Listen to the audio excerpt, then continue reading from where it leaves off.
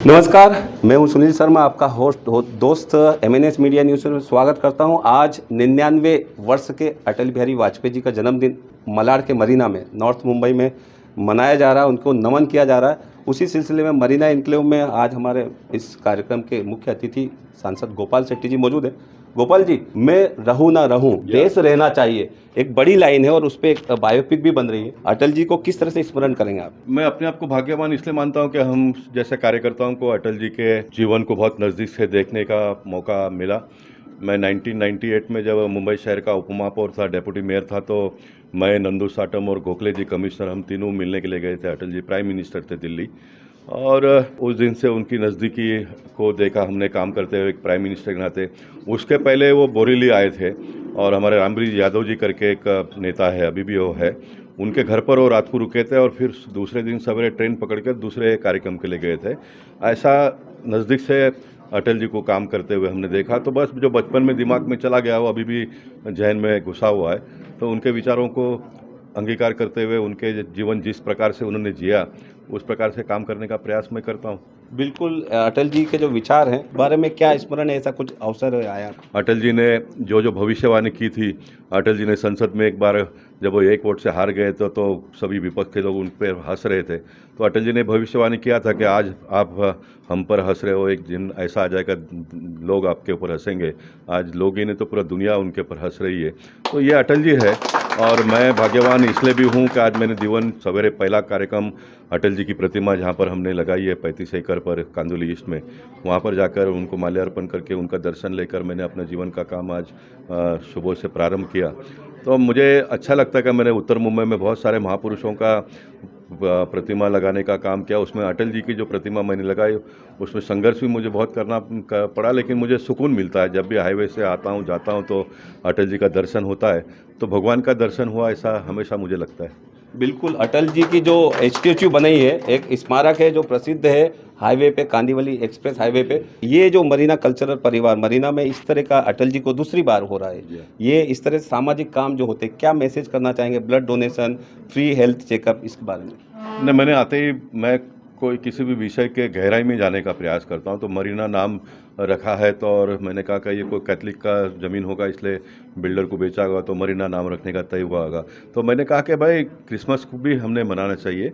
हमारे देश की खूबसूरती ये है कि हम सभी धर्म के लोगों का त्योहारों को अंगीकार करते हैं, और सनातन धर्म का तो विशेषता ये है कि हमको भगवान ने इतनी क्षमता दी है, हम सारे लोगों को अपने में समाविष्ट कर सकते हैं। उतनी ताकत हमको सनातन धर्म ने दिया है।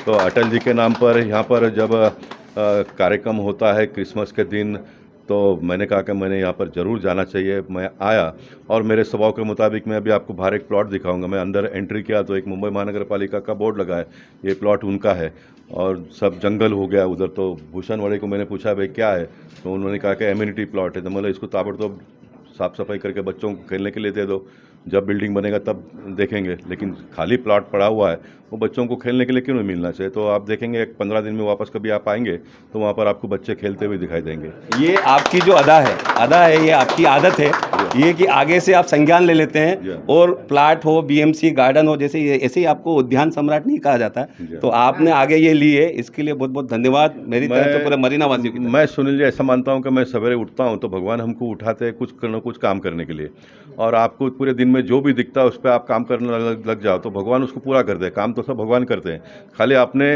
अपने आप को उसमें जोड़ दो। और मैं एक ऐसा भाग्यवान व्यक्ति हूँ कि मुझे पार्टी के कार्यकर्ता, मैं 5 दिन की अपेक्षा करता तो भूषण ने कहा कि मैं 3 दिन में कर दूंगा। तो ऐसे कार्यकर्ता मुझे मिले हैं, इसलिए ये सारा हो रहा है। ये एक बहुत बड़ी बात है ना। बिल्कुल, ये जो काम होता है, गोपाल जी बड़े से संज्ञान लेते हैं, लेकिन उसके लिए फॉलो के लिए तमाम जो कार्यकर्ता है भारतीय जनता पार्टी के, उन लोगों की वजह से संभव हो। वो हमारे अटल बिहारी वाजपेयी जी भी उनको कार्यकर्ता को तरी देते थे, आज मोदी जी भी देते हैं और गोपाल जी भी देते हैं। भगवत गीता का जो एक अभियान छेड़ा है और लोकसभा में आपने उठाया, वो एक अद्भुत है, जिससे अभी हाल ही में संडे में बड़ा प्रोग्राम रखा आपने पोईसर जिम खाना में। उस बारे में लोगों को क्या मैसेज देना चाहिए? मैं इसको थोड़े में अगर बताना चाहूँगा तो भारत जो है अभी ये फेज़ 2 पर है। ये मेरा अपना खुद का बनाया हुआ है। आज़ादी के बाद में 2014 तक जिन लोगों ने भी देश को चलाया उन्होंने अपने क्षमता के मुताबिक देश को आगे बढ़ाया। लेकिन 2014 के बाद में देश सेकंड फेज में बहुत तेज़ी से आगे बढ़ रहा है नरेंद्र मोदी जी के नेतृत्व में, और बहुत सारे काम अभी भी रिफॉर्म्स के पेंडिंग पड़े हुए हैं। तो भगवत गीता का एक प्रयास मैंने पार्लियामेंट में आवाज़ उठाकर किया, सभी बच्चों को स्कूल में भगवत गीता पढ़ानी चाहिए करके। और ये एनसीईआरटी एक कमेटी है, उस कमेटी के पास सरकार ने उसको भेजा। तो एनसीईआरटी ने 7 लोगों की कमेटी है, 7 ने ये रेकमेंड करके भेजा कि भगवत गीता के साथ साथ में हम रामायण भी बच्चों को पढ़ाएंगे, और आने वाले दिनों में सभी स्टेट में रामायण और महाभारत पढ़े, इस प्रकार की व्यवस्था हो रही है। तो अब ये काम को जब मैंने प्रारंभ किया, मैंने गीता जयंती का 2 साल से कार्यक्रम किया, हज़ारों की संख्या में लोग उस कार्यक्रम में आए। एक गुजराती व्यक्ति ने मुझे एक व्हाट्सएप मैसेज भेजा, उसने ये कहा है कि स्कूल में अगर अभी इन दिनों में आप देखेंगे बहुत सारे जेल में भगवत गीता बांटते हैं लोग, जाकर जेलों में बांटते हैं। तो उसने ये लिखा कि बचपन में अगर बच्चों को पढ़ाया जाता तो वो जेल में ही नहीं जाते थे ना। कितना बड़ा मैसेज है। और मैं आपको ये भी बताऊं कि हमारा भारत का एक सनातन धर्म एक ऐसा धर्म है जिसमें बच्चों को धर्म के बारे में बिल्कुल पढ़ाया नहीं जाता है। और इन दिनों में तो बच्चों का एजुकेशन भी इतना टफ और हार्ड हो गया है, तो घर में माँ बाप को उनके साथ में बातचीत करने के लिए भी समय मिलता नहीं, तो कहाँ वो रामायण और महाभारत पढ़ाएंगे। तो ये स्कूल में पढ़ने से हमारे बच्चे जब तक कट्टर नहीं बनेंगे, कट्टर यानी आप दूसरे धर्म के साथ में लड़ने के लिए कट्टर मत बनाओ, अपने धर्म की रक्षा करने के लिए कट्टर बनाओ। मेरा बच्चा अगर कट्टर होगा तो मेरा रिस्पेक्ट करेगा, मेरे परिवार का रिस्पेक्ट करेगा, मेरे देश का सम्मान करेगा, हमारे जो भाईचारा की जो बात करते हैं उसमें कट्टरता आएगी, नहीं तो अपने आप में अकेले अकेले पड़े रहते हैं। तो भगवत गीता ये सभी चीज़ों का हमको ज्ञान देता है। भगवत गीता आपको भजन करना नहीं सिखाता है। गीता, भगवत गीता जीवन का निचोड़ है, उस जीवन से काफ़ी सारे सीखने को मिलता है। और ये प्रयास गोपाल जी आपने किया, आपका बहुत बहुत धन्यवाद। बिल्कुल, हमसे बात करने के लिए बहुत बहुत धन्यवाद। Thank you. हमारे साथ में मौजूद हैं श्री जयकांत भाई हिरानी, प्रवीण भाई लबदानी और संदीप पारिक जी। ये महावीर क्लिनिक के कर्ता धर्ता हैं और काफ़ी सामाजिक काम करते हैं। ये मोतियाबिंद का ऑपरेशन बहुत मिनिमम चार्ज में करते हैं और फ्री भी करवाते हैं बहुत ज़रूरतमंद को। तो आप महावीर क्लिनिक से संपर्क कर सकते हैं। और हम बात करेंगे आज जो मरीना कल्चरल परिवार द्वारा ये जो आयोजित किया गया ब्लड डोनेशन कैंप, तो इसके बारे में क्या कहेंगे जयकांत भाई? इसके बारे में जो सुनील शर्मा जी, आप लोग तो पहचानते हो कि जो बड़े पत्रकार है और ये सब कैंप कर रहे हैं। कैंप क्यों कर रहे हैं? वो उसके मन में ऐसा लगा कि अपने परिवार के लोग इधर एक बिल्डिंग में रहते हो और आजू बाजू में रहते हैं, उसके लिए कुछ ना कुछ करना मांगता है। तो उसने अभी सोचा होगा कि जब भाई अभी आँख के लिए, दांत के लिए, ये सब ब्लड डोनेशन कैंप के लिए जो भी कार्य कर रहे हैं वो बहुत अच्छा कर रहे हैं। और हमारी तरफ से महावीर क्लिनिक और जैन संघ मलाड और बॉम्बे का ऑल ओवर बॉम्बे का मैं वाइस प्रेसिडेंट हूँ, और हमारा जैन समाज की तरफ से आपको खूब खूब शुभेच्छाएं देता हूँ। प्रवीण भाई लदानी ऐसे रिटायर हो गए सीबीआई ऑफिसर थे क्लास 1, और ऐसे सोशल वर्क इस तरह के लोगों से हम लोगों को प्रेरणा मिलती है ऐसे काम करने के लिए। प्रवीण भाई, आप जो लोग, जयकांत भाई, आप लोग क्या कहेंगे एक लाइन में कि आप जो प्रेरित होते हैं कि ऐसे सोशल वर्क काम होने चाहिए? जो सोसाइटी ने हमें दिया है उसको कहीं ना कहीं तरह से हमको रिटर्न करने की कोशिश करनी है। पूरा तो जितने सोसाइटी ने हमें दिया है उतना दे नहीं सकते हैं, पर हर तरफ से हमको कोशिश करनी है। एक एग्जाम्पल तौर में सुनील जी को देखिए, आप मीडिया में होते हुए भी, और उनकी सेवा का भावना देखिए। नहीं तो उनको कैंप की क्या ज़रूरत थी? तो उनकी भावना है, ठीक है मीडिया मेरा प्रोफेशन है, वो मुझे करना ही है, लेकिन साथ साथ में मुझे सेवा भी करनी है।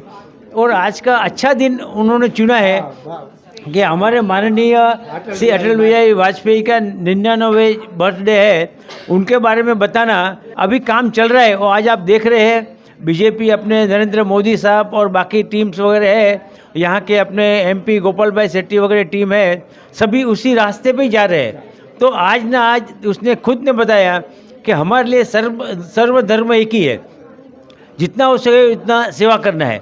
और आज हमने, सुनील जी ने हमें महावीर क्लिनिक का, हमारे जैन रत्न जयकांत भाई, श्री संदीप भाई और हमें मौका दिया यहाँ पे कि यहाँ पे हमारी भी टीम है, हमारे भी डॉक्टर्स वगैरह है, स्टाफ भी है। तो हमें बहुत खुशी हुई सुनील भाई कि ऐसा कामों में हमेशा हम लोग आगे रहेंगे, और कभी भी आपको जरूरत पड़े just give us a twinkle, not to worry anything, we are always with you, we are really proud of you. Thank you. धन्यवाद दोनों को, तीनों का आपका, क्योंकि इस तरह के कामों से लक्ष्य एक ही होता है कि जैसे अटल जी ने कहा था, मैं रहूं ना रहूं, देश रहना चाहिए, और यही इसी से देश रहेगा। धर्म, सभी का धर्म एक ही बोलता है। अटल जी को नमन करते हैं, साथ में सभी को मेरी क्रिसमस की सभी को शुभकामना, देशवासियों को और सभी समाज के लोगों को। और इस तरह के सामाजिक काम ऐसे हस्तियों के जरिए हो। मैं सुनील शर्मा, कैमरा वुमेन डिम्पल के साथ में, महासेवा न्यूज़, मुंबई।